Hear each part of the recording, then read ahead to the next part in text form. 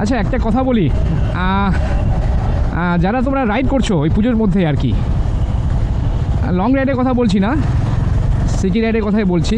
আচ্ছা তোমরা অত জোরে বাইক চালাও কেন বলো তো? সবাইকে বলছি না, মানে কিছু কিছু টিনেজাররা আছে, মানে আমার মাথায় ঢোকে না তোমরা এত জোরে বাইক চালিয়ে কী প্রমাণ করতে যাও।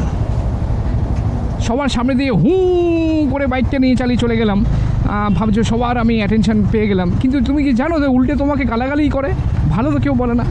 তার থেকে বরং তুমি ধীরে সুস্থে সামনে দিয়ে যাবে, লোক তোমার বাইকটা দেখবে বা তোমাকে দেখবে, তোমার ড্রেসকে দেখবে, তুমি যেটা শো অফ করতে চাইছো সেটা দেখবে। এতে কোনো লাইফ রিস্কও থাকে না, আর অন্য কারোর লাইফেও কোনো রিস্ক থাকে না।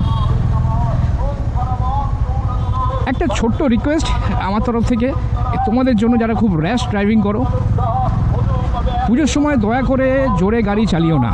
রাস্তাঘাটে খুব ভিড় থাকে, একটু সাবধান অবলম্বন করে, একটু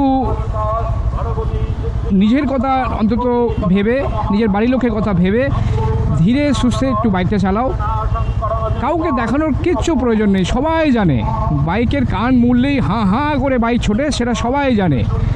আর 400 সিসি 500 সিসি 1000 সিসি যত সিসি বাড়বে তত বাইকের স্পিড বাড়বে, সেটা সবাই জানে। সুতরাং কাউকে দেখানোর কিচ্ছু প্রয়োজন নেই, কোনো দরকার নেই। আর সাইলেন্সার পাইপ লাগিয়ে উদ্ভট আওয়াজ করে লোককে দেখানোর কোনো প্রয়োজন নেই, কোনো দরকার নেই। লোক বরঞ্চ উল্টে আরও বিরক্ত হয়, বিশ্বাস করো বিরক্ত হয়। এগুলো করো না, তোমাদের কাছে হাত জোর করে নিবেদন করছি।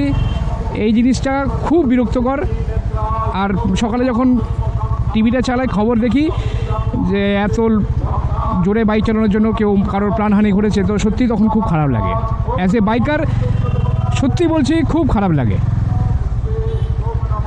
কারণ তুমি তো চলে গেলে, কিন্তু তোমার একটা পরিবার আছে, তোমার মা বাবা আছে, তোমার আরও পরিবারের সদস্য আছে, তাদের কাছে কিন্তু বিষয়টা গ্রহণযোগ্য নয়। একটা পুজো আর্চার দিনে, একটা আনন্দের দিনে একটা এইভাবে যদি খারাপ সিচুয়েশান ঘটে, তো তার মনের কী অবস্থা হয় সেই বুঝবে।